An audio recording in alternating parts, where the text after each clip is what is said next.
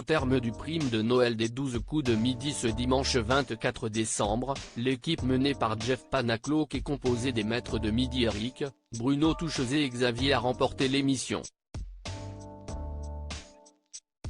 Télé Loisirs a recueilli la réaction de ce dernier, seul maître de midi à avoir abandonné le jeu. Le prime des 12 coups de Noël a accouché d'une victoire facile pour l'équipe de Jeff Panacloak. Ce dimanche 24 décembre, TF1 proposait son traditionnel dérivé des 12 coups de midi pour célébrer les fêtes de fin d'année. Et si la bonne humeur et les sourires étaient au rendez-vous, le suspens l'était beaucoup moins. En effet, l'équipe composée des anciens maîtres de midi Eric, Bruno Delisle et Xavier n'a laissé aucune chance à celle de Bruno Ourcade, Paul Elrarat et Emilien, l'actuel maître de midi du jeu quotidien de la Une. Xavier, le presque imbattable ancien champion de la Une, seul à avoir abandonné le programme en cours de route, n'a pas caché sa satisfaction après la victoire de son équipe.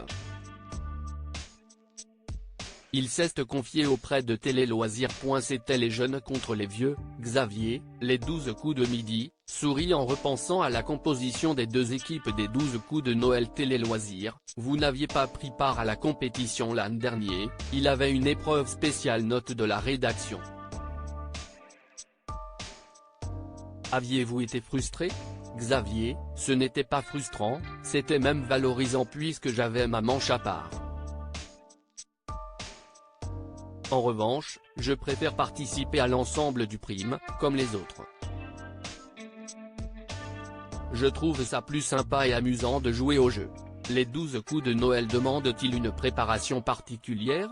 Je ne révise pas pour le combat des maîtres, donc je ne vais pas le faire pour les 12 coups de Noël. Il rit. En plus, le but est de s'amuser et de rapporter de l'argent au Resto du Cœur pour en faire profiter à un maximum de personnes et aider le plus de gens possible. Si est beaucoup moins orienté sur la compétition et plus sur l'esprit familial et de Noël. Qu'avez-vous pensé de la composition de votre équipe? On s'est tous dit la même chose, c'était l'équipe des vieux contre l'équipe des jeunes.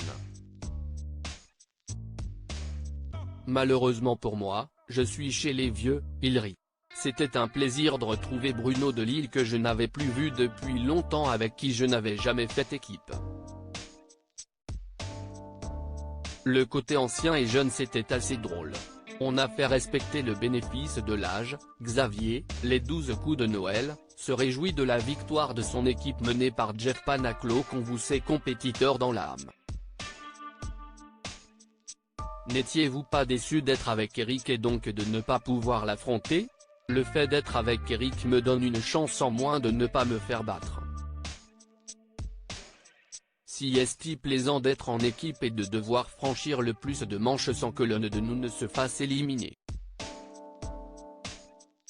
Autant pour le combat des maîtres on peut bien se défouler pour savoir qui va gagner, autant on est tout prêt à jouer en équipe le reste du temps. Ressentez-vous une appréhension particulière à l'idée d'avoir le poids d'une équipe sur les épaules? Si est-il vrai que quand on a quelque chose de plus grand que nous sur les épaules, on peut se dire que c'est plus compliqué.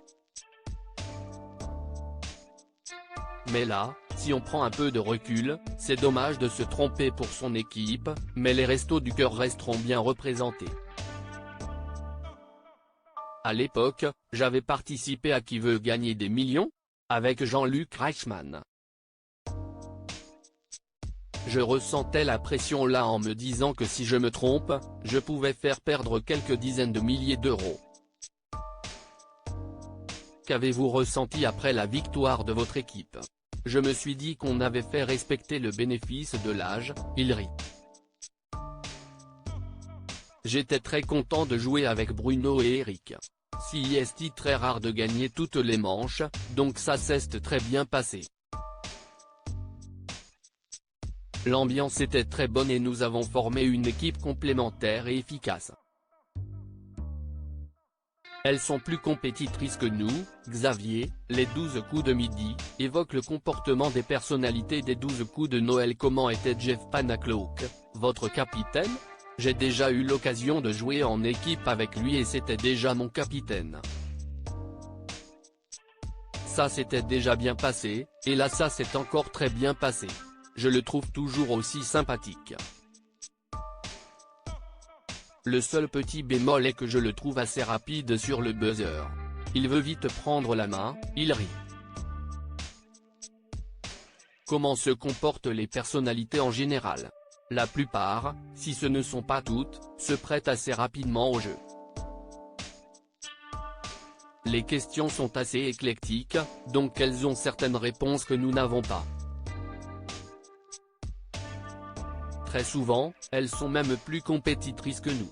Briefez-vous les célébrités avant le début de l'enregistrement? On essaie de les briefer, même si c'est un bien grand mot, et de leur rappeler les différentes règles de l'émission. On essaie de leur rappeler comment se passe le jeu et de leur donner les pièges dans lesquels il ne faut pas tomber.